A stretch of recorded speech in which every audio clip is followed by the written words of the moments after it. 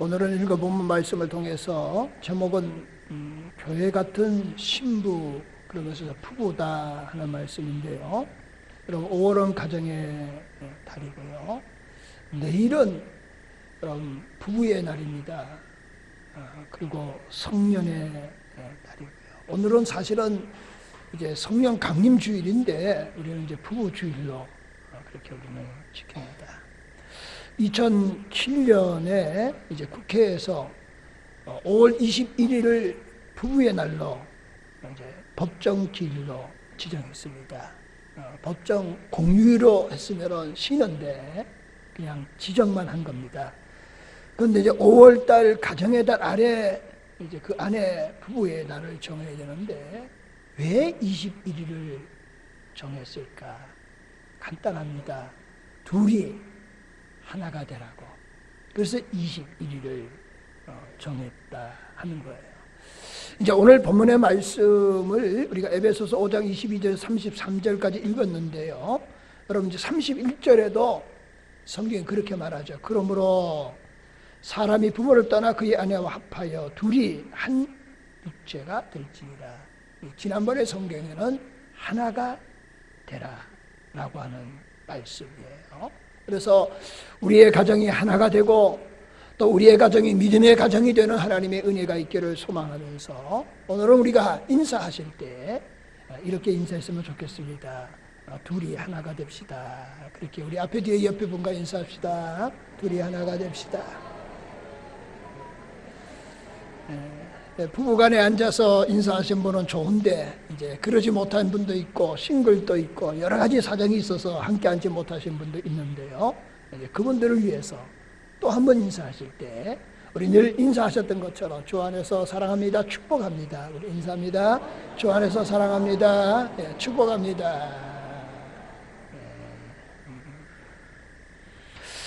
우리의 부부가 행복한 믿음의 가정이 되기를 원하지만은 그러나 그게 그렇게 쉽지만은 않다는 거예요. 뿐만 아니라 저희의 가정도 아직도 숙제 중에 있습니다. 누구든지 거기로부터 자유로울 사람은 없는 것 같아요. 그런데 한번 생각해 보면은 여러분 지구촌에 한 60억 인구가 있다고 보면은 반반을 나누면은 남자 30억, 여자 30억입니다. 뭐 거기에 어린아이 있고 뭐 여러 가지 있지만 어쨌든 그냥 30억 가운데 한 남자, 그 다음에 30억 가운데 한 여자. 그래서 부부가 된 거예요. 이게 사실 기적이고 축복이 아닐 수 없다. 그래서 독일의 본헤퍼 목사님은 이 부분에 대해서 이렇게 말했습니다.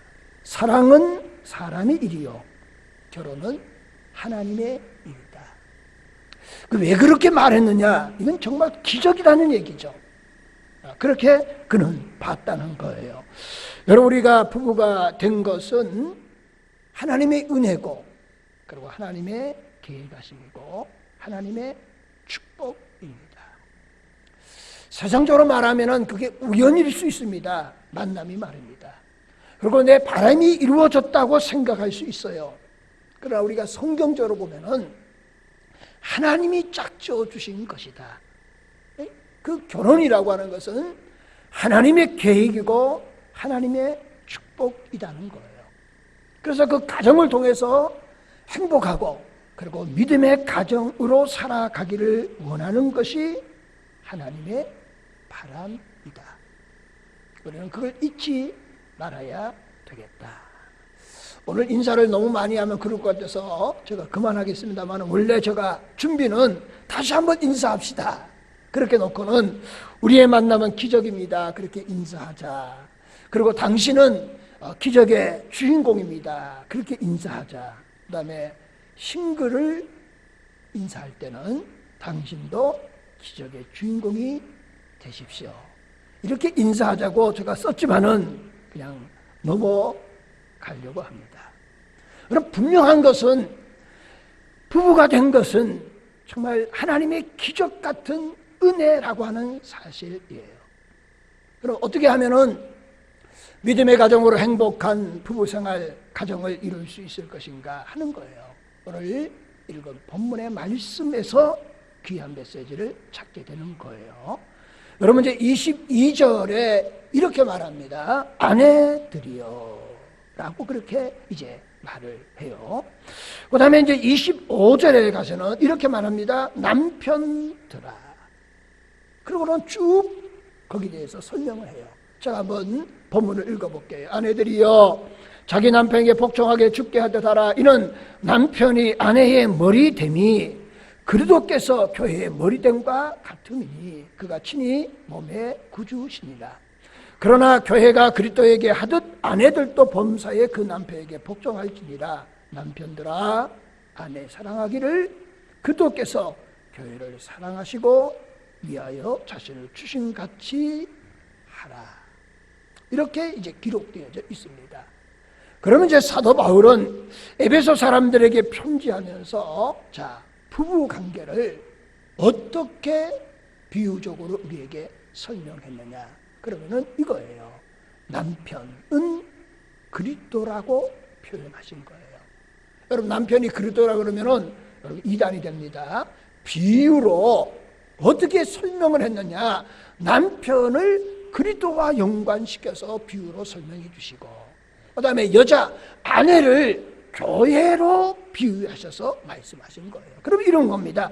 아내들이여 교회가 그리스도에게 하듯 범사에 복종하라. 남편들아 그리스도께서 교회를 사랑하듯 사랑하라. 이렇게 말씀하셨습니다. 그러면은 자, 첫 번째는 바울의 비유와 같이 아내는 교회이다 라고 말하는 거예요. 좀 전에 읽었던 것처럼 5장 22절에 아내들이여 자기 남편에게 복종하려 죽게 하듯 하라. 이는 남편이 아내의 머리됨이 그리스도께서 교회의 머리됨과 같으니 그가 친히 몸의 구주시니라 라고 말하는 거예요. 여러분 이렇게 말하면은 제가 경험상 비추어 볼 때요, 남편들은 아내들이여 남편에게 복종하라 그러면은 자다가도 일어나서 아멘 할 것 같아요. 그럴 것 같아요. 저도 아멘 하겠습니다. 그런데 이렇게 얘기하면은 여러분 아내들은 이 참 부담 가는 얘기입니다. 그리고 요즘 시대가 조금 바뀌니까 목사님 또 오늘 가부장적인 설교를 하신다 이렇게 말할 수 있을 것 같아요. 그런데 말입니다. 같은 남자이든 여자이든지요, 또 입장에 따라서는 생각이 다를 수 있을 것 같아요. 예를 들면은 아들을 둔 부모, 특별히 아들을 둔 엄마 입장에서는 아내들이여 남편에게 복종하라 그 말을 듣는 순간에 아멘 할 거예요. 뭐가요?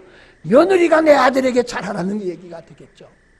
근데 딸들만 둔 부모 입장에서는 또 부담 가는 얘기예요.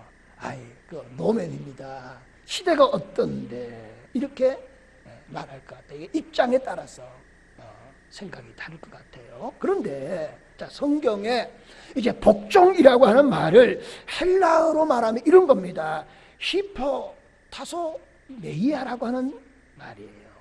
그러면 히포라고 하는 말은 뭐냐? 그러면 이런 겁니다. 아래에라고 하는 겁니다. 다소메니아라고 하는 얘기는 거기다 높다라고 하는 의미예요. 그러면 이런 겁니다. 아내들이여 남편에게 복종하라 라고 말하는 것은 자신을 남편 아래에 놓으라 이런 원어적인 의미가 있다라고 하는 말입니다. 그러면은 왜 성경은 아내들이여 남편에게 복종하라고 했을 것인가 하는 거예요. 여러분 여자나 남자나 똑같은 자식으로 태어났고 그리고 똑같은 부모의 사랑을 받고 성장했는데 왜 여자만 남자에게 복종하라고 하느냐 하는 거예요. 우리가 아시는 것처럼 그건 어떤 남자와 여자 간의 우월성을 말하는 것이 결코 아니라고 하는 것을 우리가 잘 알아요. 그러면은 왜 하나님께서 먼저 여자에게 아내에게 남편에게 복종하라고 하셨을 것인가? 세 가지 성경적인 의미가 있다는 겁니다. 첫 번째는 하나님의 창조의 질서이기 때문이에요. 고린도서 11장 3절에 이렇게 말합니다. 각 남자의 머리는 그리스도요, 여자의 머리는 남자요, 그리스도의 머리는 하나님이시라. 그래서 순번을, 질서를 정했다는 거예요. 그러면은 하나님이 천지 만물을 창조하실 때 하나님은 질서를 유지하시면서, 질서를 세우시면서 하나님께서는 창조하셨다 하는 거예요. 그러면 하나님이 질서를 세우는 목적이 있습니다. 특별히 부부간의 관계에서 하나님의 창조의 질서라고 그럴 때 이런 거예요. 자, 질서를 세웠는데 여러분, 위에 있다고 밑에 있는 것을 통치하거나 다스리거나 억압하라고 하는 의미가 아니고요. 창조의 질서의 원칙은 이런 겁니다. 서로 조화를 이루고, 그리고 평안과 행복을 위한 질서를 주신 거예요. 그러니까 우리가 생각하기에 복종하라 그러면은 내가 마음대로 해야 되겠다 이렇게 생각할 사람은 없겠지만은 그런 개념으로 보는 거예요. 근데 성경의 창조 질서는 그게 아니고 서로 평화와 행복과 조화를 이루라고 하는 질서의 개념이다 하는 거예요. 이걸 조금 더 설명하면은요, 여러분 영국의 로이드 존스 목사님은 여기 대해서 책에서 이렇게 설명을 했습니다. 여러분 학교 가면은 학교에서 반장을 뽑잖아요. 그다음에 그분은 이렇게 설명했습니다. 국회에 가면은 국회의장을 뽑습니다. 국회의장의 권한이 대단해요. 그다음에 그분은 이렇게 설명했습니다. 교회에 오면은 교회에 직분자들을 선출하는 거예요. 그러면은 반장이든지 의장이든지 교회의 직분자든지 여러분 직분을 교회에서 맡았다. 그게 여러분 먹고 나짐의 문제는 결코 아님을 알잖아요. 자, 학교에 반장이 됐습니다. 여러분 반장, 큰 소리 치라고 반장 뽑았나요? 그러지 않죠. 여러분 반장이 된 사람은 그 반을 잘 리드해 나가는 거예요. 그리고 반원들, 친구들을 잘 섬기라고 반장을 뽑은 거예요. 그러니까 여러분 창조 질서라고 하는 것은 남자와 여자의 관계, 남편과 아내의 관계는 우월한 존재가 아니고 더더욱 지배하는 존재가 결코 아니라는 거예요. 그러면은 이걸 우리가 놓치지 말아야 돼요. 창조의 질서라고 말하면은 이렇게 한마디로 말할 수 있습니다. 여러분 하나님께서 평안과 행복의 질서를 위해서 그렇게 하나님께서 하셨다. 그러면은 여러분 가정에서 부부관계에서 일어나는, 가정에 일어나는 크고 작은 모든 일에 대해서 마지막 최종적인 책임은 누구에게 있을까요? 제가 설명을 잘못했나요? 여러분 가정에서 일어나는 모든 총체적인 책임은 누구에게 있느냐? 그러면은 하나님께서 질서를, 평화와 행복의 질서를 유지하기 위해서 남편 아래의 질서로 아내를 두었다. 그러면은 가정의 모든 문제의 최종적인 책임은 누가 져야 되는 거예요? 남자가 지는 거예요. 그러니까 사실은 남자가 이게 더 무거운 거예요. 그러니까 반대였으면 저도 홀가분할 것 같아요. 그런데 그렇지 않다는 거죠. 모든 전적인 책임은 남자에게 있다. 가정의 평화와 행복은 여러분 남자가 결과적으로 어떤 이유든지 책임을 져야 한다. 그게 하나님의 창조의 질서에 의해서 아내들이 남편에게 복종하라 하는 거예요. 여러분 두 번째 이런 겁니다. 남자의 신체적 아니면 정신적, 심리적 특성 때문에 그런 거예요. 여러분 쉽게 말하면 이런 말씀이 되겠습니다. 오늘 이제 본문 말씀에도 그렇게 말하는데요. 제가 33절 한번 읽어보겠습니다. 그러나 너희도 각각 자기 아내 사랑하기를 자신같이 하고 아내도 자기 남편을 존경하라. 근데 사회학자가 이 말씀을 이렇게 바꾸어서 얘기했습니다. 남자는 존경을 먹고 사는 동물이고 여자는 사랑을 먹고 사는 동물이다. 그렇게 말했다는 거예요. 여러분, 남자는 사랑받지 않아도 삽니다. 근데 여자는 사랑을 받아야 행복하다는 거예요. 여러분, 남자는 왜 분노할까요? 간단해요. 자기를 인정해주지 않으면 남편은 분노하는 거예요.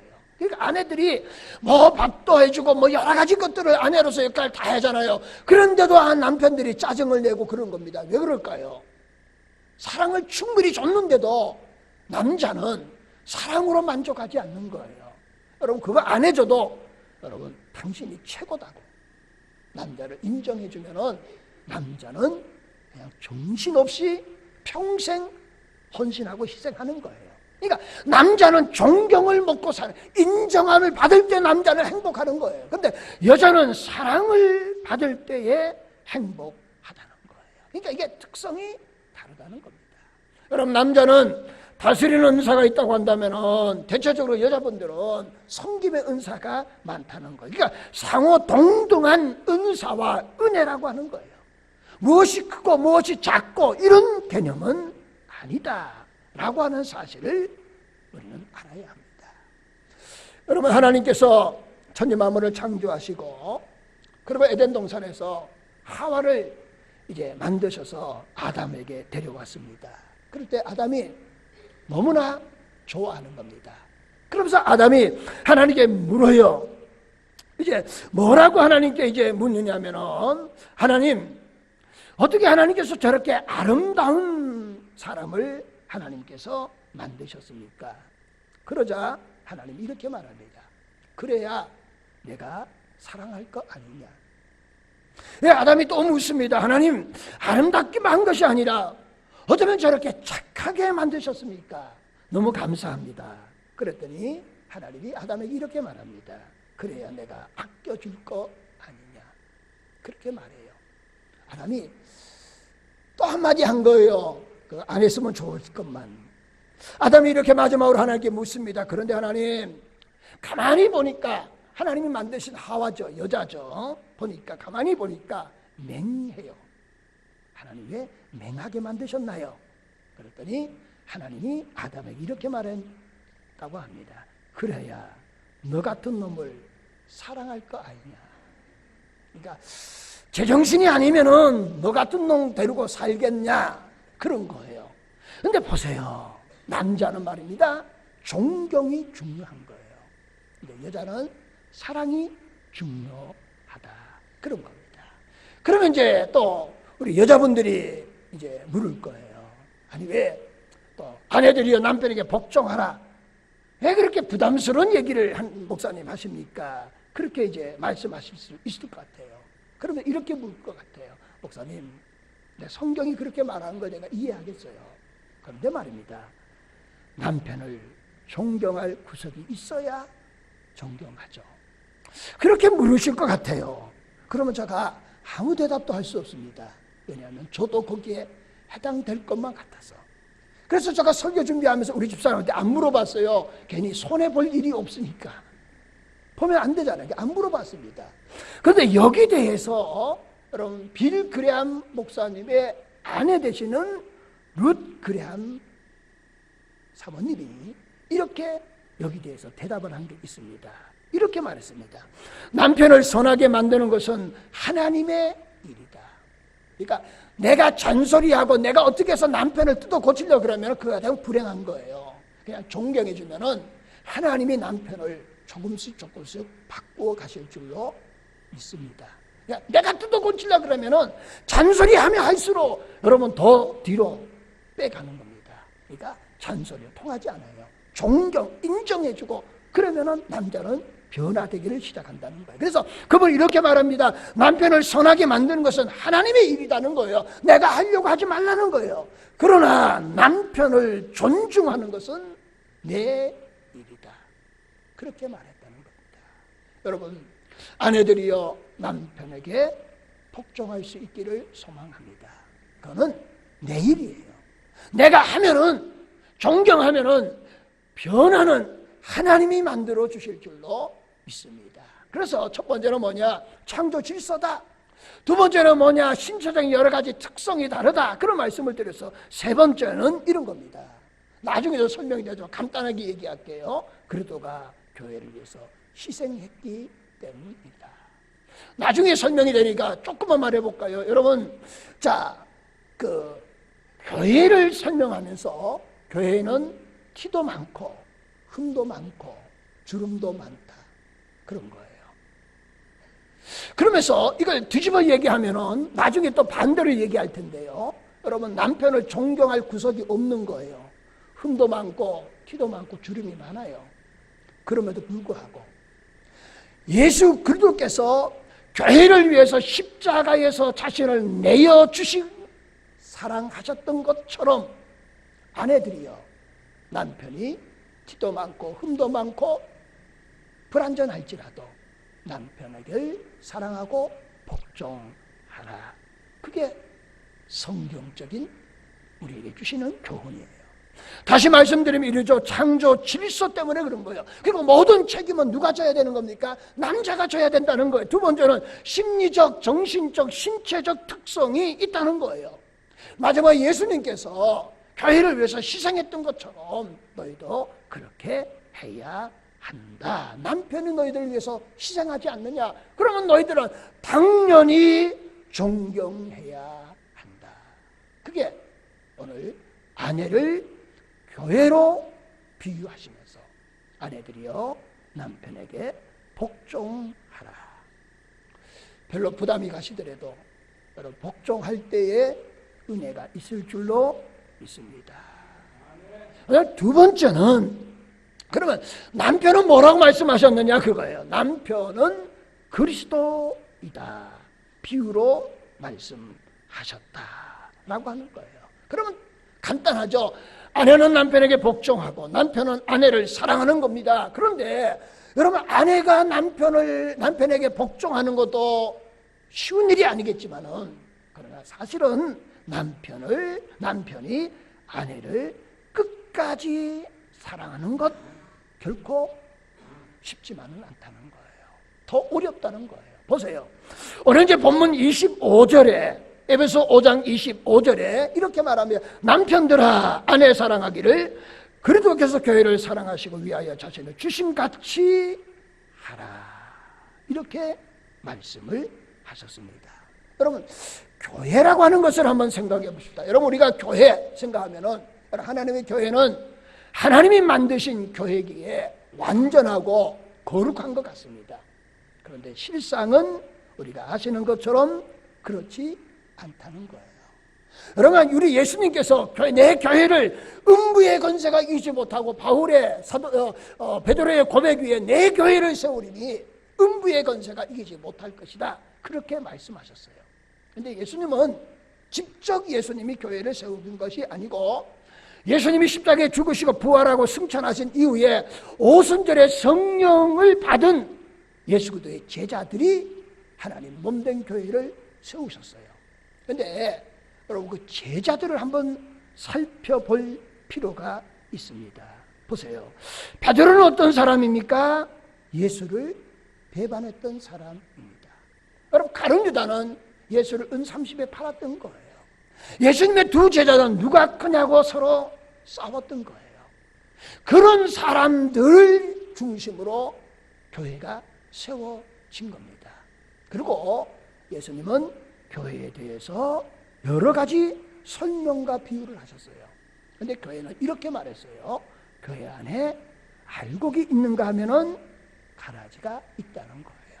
그러니까 여러분, 이 지구에서 어떤 교회도 완전한 교회는 없는 겁니다.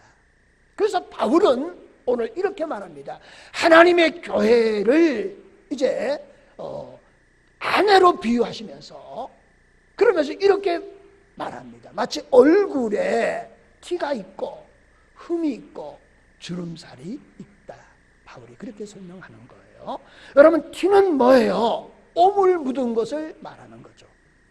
그 다음에 흠이라고 하는 어떤 겁니까? 태어나면서부터 생긴 것, 아니면은 나중에 이후에 상처나 여러 가지 것들로 생겨난 것을 가지고 이제 흠이라고 말하는 거예요. 여러분, 주름이라고 하는 건 뭡니까? 나이를 들면은 우리 얼굴에 주름이 들잖아요. 그러니까 완전하지 못하다, 불완전하다. 그게 교회도 그렇다, 이런 의미예요. 그러면 이렇게 말하는 겁니다. 남편들아, 아내를 그리스도께서 교회를 사랑하는 것처럼 사랑하라는 거예요. 그러면 이런 겁니다. 남편들아, 아내가 내 마음에 들기에 사랑하고, 나에게 유익을 주기에 사랑하고, 아니면은 뭐가 잘하는 거 있기 때문에, 사랑할 만한 근거가 있기 때문에 사랑하라, 이런 말씀이 아니라는 거예요. 예수님이 십자가에서 죽으실 때 여러분 아무런 근거가 없어요. 아무런 사랑받을 만한 조건이 없습니다. 그럼에도 불구하고 예수님은 우리를 사랑하셔서 십자가를 지신 거예요. 그리고 예수의 몸된 교회가 세워졌다는 겁니다. 그러니까 남편이 아내를 사랑함에 있어서, 저도 이 말을 하면서 여러 가지 복잡합니다만은, 여러분 이것저것 얘기할 것 없어요. 잘하니 못하니 여러분 얘기할 것 없어요. 성경적으로 여러분, 사실은 아내들이 처음에 아내들이요 남편에게 복종하라고 할 때 대단히 부담 갔었는데요, 이제는 남자들이 부담 가는 시간이에요. 여러분, 아내가 어떻든 무슨 모양이든 어떤 상태에 있든지 여러분 그 자체, 그거 가지고 여러분 사랑해야 되는 줄로 믿습니다. 그래서 그리스도께서 교회를 위하여 목숨을 내어놓고 사랑했던 것처럼 아내를 사랑하되 여러분 목숨을 내어놓을 정도로 사랑해야 한다. 성경은 우리에게 이렇게 말씀하고 있는 줄로 믿습니다. 다시 한번 우리가 교회를 한번 생각해 보면요, 이런 거예요. 여러분, 교회는 처음부터 흠과 티가 많았던 곳이 교회입니다. 교회 구성 멤버들을 보세요. 다 죄인들로 구성된 거예요. 그러잖아요. 여러분, 교회 자체가 완전하기 때문에 존재하는 것이 아니라 예수님의 사랑이 완전하기 때문에 교회가 존재한다고 볼 수 있는 거예요. 여러분, 교회는 거룩하고 흠이 없기 때문에 사랑받는 것이 아니에요. 하나님의 사랑을 받기 때문에 하나님의 교회는 거룩하고 흠 없게 되어져 가는 줄로 믿습니다. 그리고 그 교회가 여러분 하나님 나라를 향하여서 순례자기 길을 걸어가는 겁니다. 매 순간순간마다 한 걸음 한 걸음 나아갈 때마다 하나님의 교회가 거룩성을 회복해 가는 거예요. 하나님의 형상을 회복해 가야 되는 줄로 믿습니다. 그런 관점을 볼 때 여러분 부부간의 관계도 동일한 거예요. 여러분 아내를 완벽한 아내로, 여러분 그런 아내가 있나요? 저 혼자만 손을 들어가지고요, 손들어 오지는 않았지만 말입니다. 여러분 세상에 정말 완벽한 아내가 세상에 어디 있겠습니까? 여러분 심지어 내 몸에서 난 자식도 내 마음에 안 드는데요. 그러잖아요. 이런 식으로 따지면은 여러분 어느 가정이 살 수가 있고 행복할 수 있겠습니까? 끊임없이 티격태격 싸울 수밖에 없는 거예요. 근데 성경은 말하는 거예요. 남편들아, 그리스도께서 교회를 위해서 사랑하고 생명을 내어놓았던 것처럼 남편들은 흠이 많고 티가 많고 주름이 많은 본인도 그렇지만은 아내가 그렇다 할지라도 그것 때문에 사랑을 하느니 안 하느니 그런 것이 아니라, 그럼에도 불구하고 주님이 값없이 아무런 어떤 대가 없이 사랑하셨던 것처럼 남편들아 아내를 사랑하라. 여러분 우리 남편들이 그런 남편이 될 수 있기를 예수님의 이름으로 축원을 드립니다. 아멘 소리가 아까보다 조금 적은 것 같아요. 아내들이 남편에게 복종하라 그럴 때는 아멘 소리가 조금 큰 것 같은데, 저가 안에서 소리가 적어진 것 같겠죠. 저도 아멘 할 것 같으면 좋았는데, 근데 여러분 사실은 그런 마음을 먹고 있지만은 내 삶의 현장에서 사실 그렇지 못할 때가 많잖아요. 예를 들면 어차피 아내에 대해서 얘기한다면 이런 거예요. 결혼하기 전에는 아니 결혼하기 전에 천사였는데 결혼하고 나니까 여러분 잔소리 뭐 이런 것들로 가득 찬 여인으로 바뀐 거죠. 여러분 제가 이제 목회 현장에서 늘 경험하는 것 가운데 여러분 이제 교인들이 와서 그래요. 이게 상담하다 보면은 목사님 우리 이제 집사라고 그러니까 집사라고 그러죠. 우리 집사님 아무개 집사 때문에 난 정말 못 살겠어요. 왜 그러냐고 했더니 이렇게 얘기하기도 하더라고요. 교회 와서 찬송하고 기도할 때는 환하게 웃으면서 그냥 하늘을 쳐다보고 찬양하고 기도하는데 근데 집에 오면은 그 얼굴이 어디로 갔는지 갑자기 돌변한다는 거예요. 뭐 그럴 수 있겠죠. 그런데요, 우리가 다 아시는 것처럼 조금 제가 언급했지만은요, 여러분 아내들이요 남자를 잘 알아야 됩니다. 남자는요, 여러분 잔소리하면은 더 마음이 굳어져요. 남자를 인정해주면은 세상 말로 죽기 살기로 아내를 위해서 생명을 바쳐 사랑합니다. 근데 성경적으로 보면 이런 거예요. 아내나 남편이나 아내의 관계에서 내가 그것을 고치려 하면은 문제가 생겨요. 그런 것들을 내려놓을 수 있기를 바라요. 보면 그러잖아요. 이제 조금 발언거리 이제 세져서 내가 저거 뜯어 고치겠다고 망조드는 겁니다. 뜯어 고칠 생각은 전혀 하지 마세요. 오늘 이제 에베소서 지금 가서 한번 읽어보시면 아시겠지만은 이렇게 말합니다. 물과 말씀으로 너희를 깨끗이 시키리라. 그 얘기 뭐예요? 여러분 아내는 남편을 존경하고 그 다음에 남편은 아내를 사랑하면은 변하는 성령과 말씀으로 하나님이 변화시켜 주실 줄로 믿습니다. 그게 가정의 원리예요. 오늘 이제 본문 말씀에도 그렇게 말하는 거예요. 27절에 이렇게 말하면 자기 앞에 영광스러운 교회를 세우사 티나 주름 잡힌 것이나 이런 것들을 없이 거룩과 흠 없게 하려 하시니라. 이런 것들을 제거하는 것이 내가 하는 것이 아니라 하나님이 하신다 라고 하는 거예요. 그러면은 두 가지 말씀을 드렸어요. 아내들이요 남편에게 복종하라. 그래서 아내는 교회로 비유했다. 두 번째는 남편들아 아내를 그리스도께서 교회를 위해서 죽기까지 사랑했던 것처럼 너희들은 사랑하라 하시는 말씀을 드렸어요. 그러면 세 번째는 다음 말씀인데 한 가지만 더 붙이면 이런 겁니다. 여러분 우리가 부부는 서로 사랑할 수 있기를 소망합니다. 서로 사랑하는 거예요. 그런데 부부가 사랑하는데 그런데 거기서 우리가 원하는 방향으로 가지 않을 때가 있다는 겁니다. 그 중간에 또 다른 것들을 세워서는 안 된다는 의미예요. 제가 이 말씀을 드리면서 결론을 맺고자 합니다. 여러분 창세기 22장에 가면은요 하나님이 아브라함에게 독자 이삭을 바치라고 그래요. 여러분 그걸 여러분 어떻게 이해하시나요? 저는 주일학교 때 그 말을 들을 때에 도대체 하나님을 이해할 수 없더라고요. 보세요. 아브라함이 아들 달라고 매일 뗐었나요? 그렇지도 않았어요.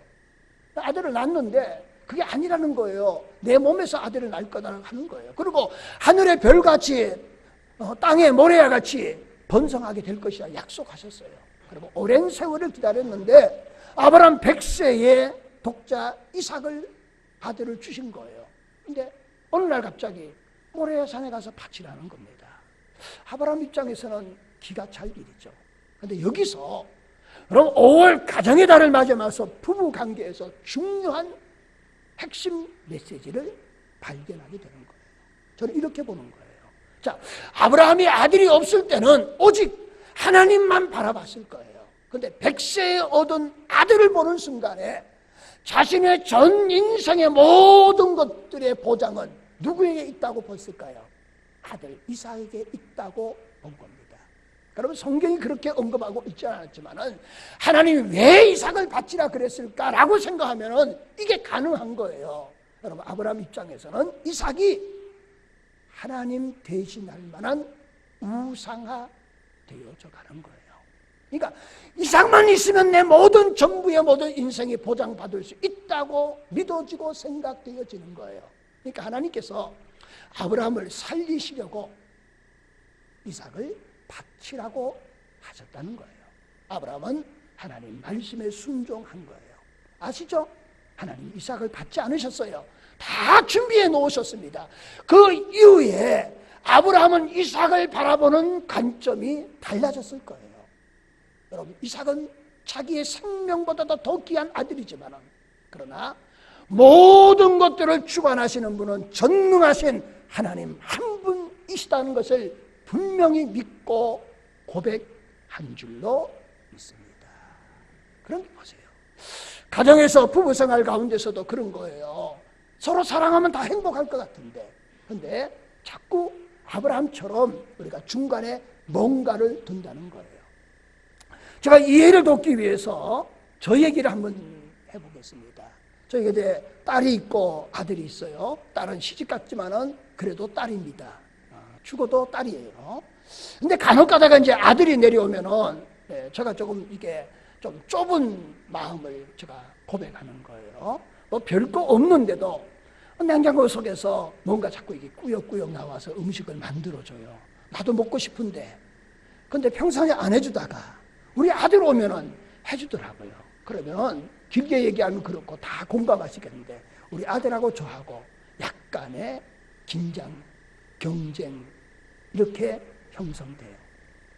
그러면요, 제가 말이 조금 이렇게 살갑지 않게 얘기하는 거예요. 예를 들면 딸이 만약에 딸에게 그렇게 해주면은 그럴 것 같아요. 야, 많이 먹어.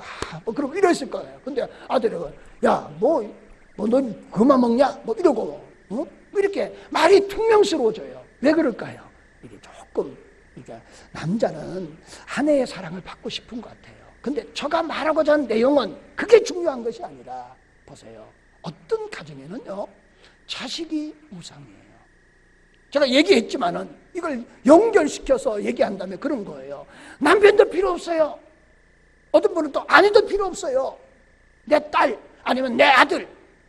그게 물질일 수도 있고, 그게 권력일 수도 있고, 그게 명예일 수도 있는 거예요. 그거 있으면은 남편도 필요 없다는 거예요. 그거 있으면 아내도 필요 없다는 거예요. 여러분, 그러면 그 가정에 심각한 문제가 생기는 거예요. 여러분, 사랑의 대상이지 믿음의 대상은 아니에요. 우리는 남편도 아내도 자식도 사랑할 것이지 그것이 내 인생을 책임질 수 있는 것은 없습니다.